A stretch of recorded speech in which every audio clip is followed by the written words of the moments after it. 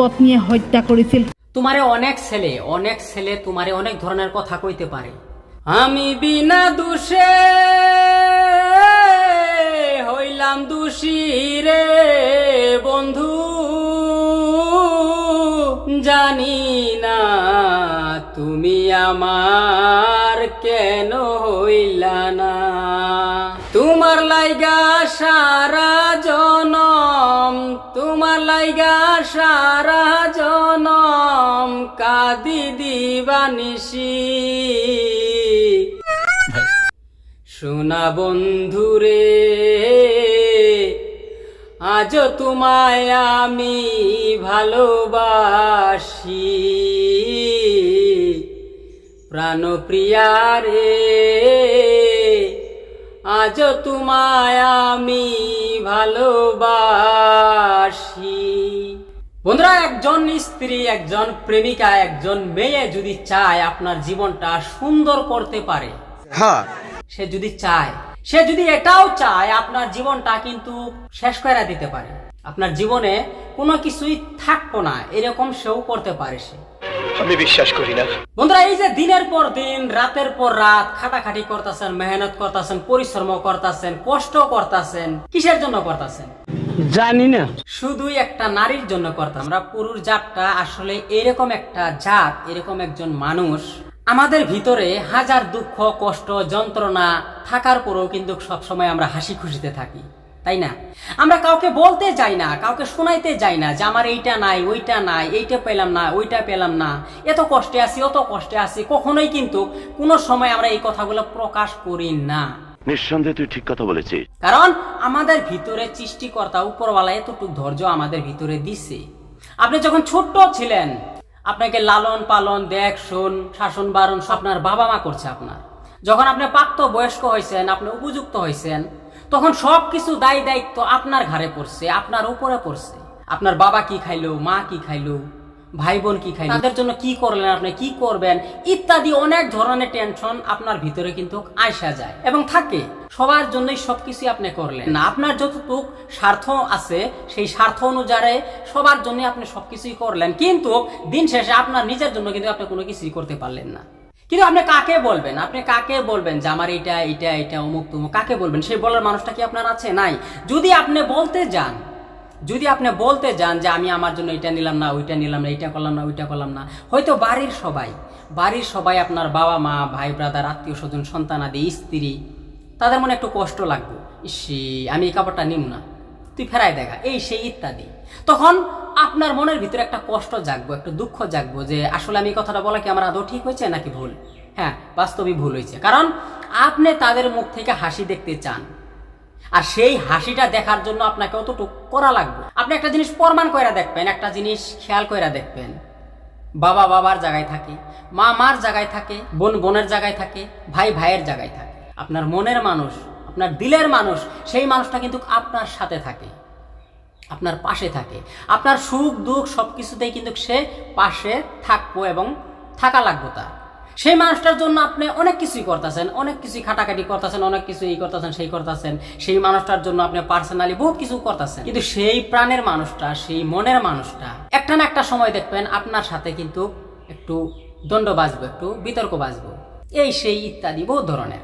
হয়তো একটু রাগে, একটু টেনশনে আপনি একটা কথা তারে কইছেন, সেই কথাটা যদি সে সত্যকারের একজন ভালো মনের মানুষ হয়ে থাকে, ভালো মনের ব্যক্তি হয়ে থাকে, তাইলে হয়তো সে ভাববো যে সে আমাকে এই কথাটা কেন কইল, কিসের জন্য কইল, কোন অর্থে কইল, সে ভাববো। বন্ধুরা, আপনি কিন্তু এই রাগারাগি গরমা গরমি আপনার বাবা মার লগে দেখাইতে পারবেন না, আপনার ভাই বোনের লগে দেখাইতে পারবেন না, কারণ তাদের লগে যদি দেখাইতে যান তারা তখন আপনার একটা কথাই পাড়ি দিব, সে বিয়া করছে, বউয়ের ভারু হয়েছে, বউ যা কয় তাই শুনে, এই সেই ইত্যাদি এরকম কথা আপনার কিন্তু শোনা লাগবো, আপনারে তারা শোনাইব, কিন্তু আপনার মনের ফিলিংস, আপনার মনের দুঃখ যন্ত্রণা তারা শুনবো না, তাদেরকে কইলেও কিন্তু তারা শুনবো না।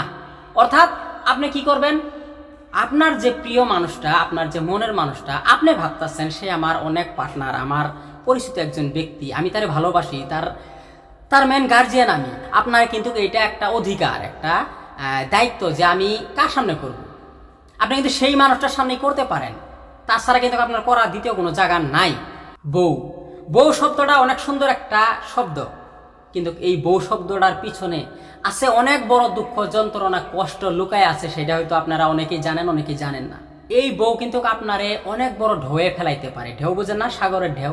এরকম বড় বড় বিশাল বড় বড় আপনার ঢেউয়ে ফেলাইতে পারে আপনারে, আপনি কল্পনা করতে পারবেন না। দিনের পর দিন, রাতের পর রাত খাটাখাটি করতেছেন, কষ্ট করতেছেন। কাদের জন্য করতেছেন? সন্তান আদি, স্ত্রী, তাদের জন্যই করতেছেন। আর সেই হাউসের বউ, সেই গুণবতী বউ, সেই লক্ষ্মী বউ, সেই সোহাগিনী বউ না শোনা গো আমার, আপনার সামান্য কথা তার সহ্য হয় না। যদি কিছু একটা কইতে যান, আপনার মতো খারাপ মানুষ এই দুনিয়াতে নাই। অমুকে এইভাবে চলে, তমুকে এইভাবে চলে, তুমি আমার লাগে সবসময় এই করো, সেই করো, সেই করো, ঘেই করো। আমরা একদিন কাজ করলে 3 দিন পয়সা খাইতে পারি, একদিন কাজ করলে 3 দিন পয়সা খাইতে পারি। আমাদের কোনো টেনশন নাই, চিন্তা নাই, ভাবনা নাই। তারপরেও লক্ষ লক্ষ টাকা, হাজার হাজার টাকা, লাখ লাখ টাকা ব্যয় কইরা অন্য একজন মেয়ের পিছনে ঘুরি, অন্য একজন মেয়েকে আমাদের বাড়িতে নিয়ে আসি, একই ছাড়ে বসবাস করি, হই কত ধরনের কথার সম্মুখীন হই। কিসের জন্য? শুধু একটু স্নেহ, মায়া, মমতা, ভালোবাসার জন্য। আর সেই ভালোবাসাটাতে একটা সময় হাই ক্যাসাল যাবো, একটা সময় মিল মহব্বত যাবো, একটা সময় ভালো যাবো, একটা সময় খারাপ যাবো। এইটাই দুনিয়া, এইটাই স্বাভাবিক। যে সংসারে হাই ক্যাসাল আছে সেই সংসারে মিল মহব্বত আছে, যে সংসারে হাই ক্যাসাল নাই সেই সংসারে কিন্তু মিল মহব্বত নামের অস্তিত্বই নাই।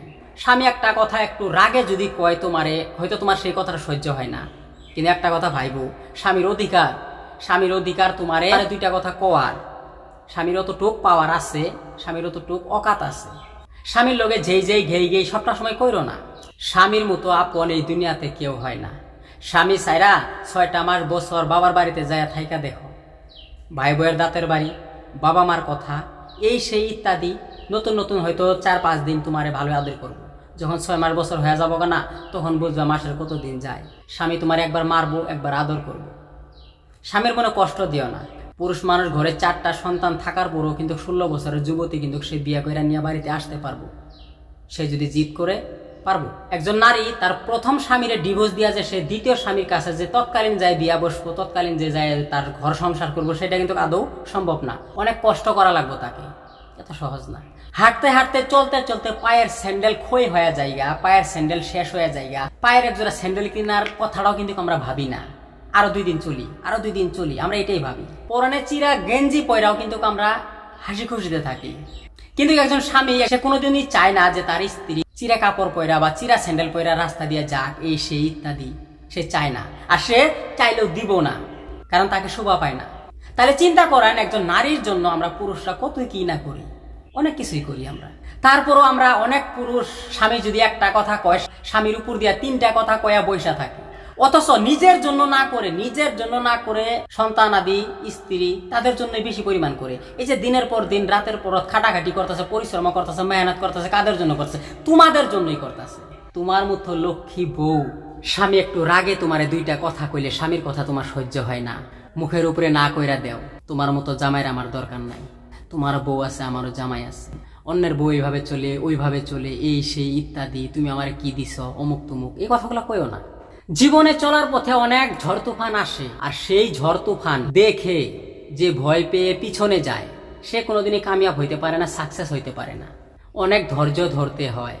একটা সংসার করলে অনেক ধরনের পরিস্থিতির সম্মুখীন হওয়া লাগবে, অনেক ধরনের কথা শোনা লাগবে। এত সহজ না একটা সংসার। স্বামীর উপরে একটু বিশ্বাস রাখার চেষ্টা করেন, স্বামীর উপরে একটু ভরসা রাখার চেষ্টা করেন। স্বামী তোমারে থুইয়া দেশে বিদেশে, পাহাড়ে পর্বতে, বনে জঙ্গলে ঘুরতাছে, ফিরতাছে, কাজ করতেছে, চাকরি করতেছে। কাদের জন্য? শুধুই তোমার জন্য, তোমাদের জন্য, তোমাদের সুখের জন্য। তোমারে অনেক ছেলে তোমারে অনেক ধরনের কথা কইতে পারে। তোমার স্বামী বাড়িতে নাই, তোমার স্বামী চাকরিতে গেছে গা, এই সেই ইত্যাদি। তুমি তার সংসার কইরা কি করবা, আমার সঙ্গে চলো, এই চলো, সেই চলো। একটা কথা মনে রাখো বোন, একজন অবিবাহিতা ছেলে কোনোদিনই কিন্তু একটা বিবাহিতা মেয়েকে সে যায় না বুঝা কোনো সময় সে বিয়া করব না। শতকরার মধ্যে হয়তো 2টা করতে পারে, আর বাকিগুলা অসম্ভব, কোনোদিনই না। নিজের স্বামীর সংসার ত্যাগ করে অন্য সংসারে যাওয়ার আগে একটা কথা ভাইবেন, আগাবেলা রোদে যদি তোমার ধান না শুকায়, পাছাবেলা রোদ্রে কিন্তু কোনোদিনই তোমার ধান শুকাবো না। এই কথাটা মনে রাখো। তো বন্ধুরা, কথাগুলো ভালো লাগলে অবশ্যই লাইক করবেন, কমেন্ট করবেন, শেয়ার করবেন, আপনার মূল্যবান মতামত অবশ্যই জানিয়ে দিবেন। আমি এই ধরনের নিত্য নতুন ভিডিও প্রতিদিন আপলোড করে থাকি। ভালো থাকবেন, সুস্থ থাকবেন। আসসালামু আলাইকুম, দেখা হবে নতুন কোনো ভিডিও। ধন্যবাদ।